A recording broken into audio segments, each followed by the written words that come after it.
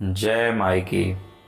माँ बगलामुखी माता के श्री बगलामुखी अष्टोत्तर सतनाम स्तोत्रम से बहुत सारे भक्तों ने लाभ प्राप्त किया है। माता की कृपा उनको प्राप्त हुई है।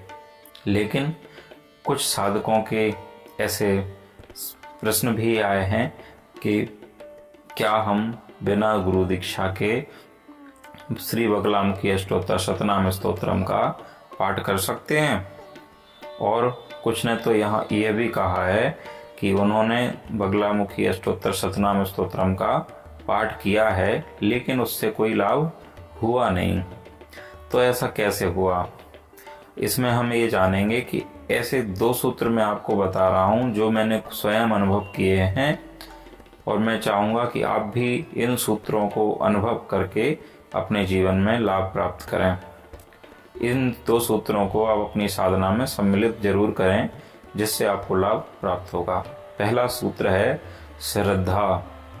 आप इंटरनेट के माध्यम से, गूगल से पढ़ के आप मंत्र तो प्राप्त कर सकते हैं, लेकिन विश्वास कैसे प्राप्त करेंगे, श्रद्धा कैसे लाएंगे? किसी भी देवी देवता की साधना से पहले उनके प्रति श्रद्धा भाव जगाना बहुत आवश्यक होता है। आपके अंदर श्रद्धा नहीं है तो वह सफलता दिलाने में सक्षम नहीं होगा। कोई भी मंत्र हो, मंत्र के प्रति श्रद्धा होना सबसे प्रथम आवश्यकता है। फिर दूसरी आवश्यकता है कि जिनका आप पूजा कर रहे हैं, जिन देवी देवता को प्रसन्न करने के लिए किसी मंत्र का, किसी पाठ का आप पाठ जाप कर रहे हैं, तो उस समय ये आवश्यकता होगी कि आपके अंदर श्रद्धा है या नहीं।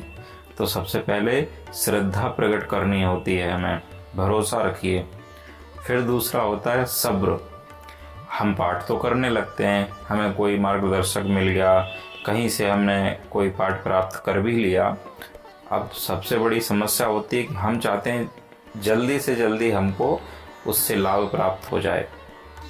तो कई बार ऐसा हो जाता है किसी किसी भक्तों के साथ में कि उनको थोड़ा लंबा समय लग जाता है, तब उनको कोई अनुभव प्राप्त होते हैं। तो यहाँ पे दूसरा सूत्र यही है कि श्रद्धा तो आपने ले आए, पर सब्र आपके अंदर नहीं है, धैर्य नहीं है। आप चाहते हैं हम 5 दिन में ही हमको कोई मिल जाए, कोई सिद्धि प्राप्त हो जाए या हमको कोई चमत्कार हो जाए।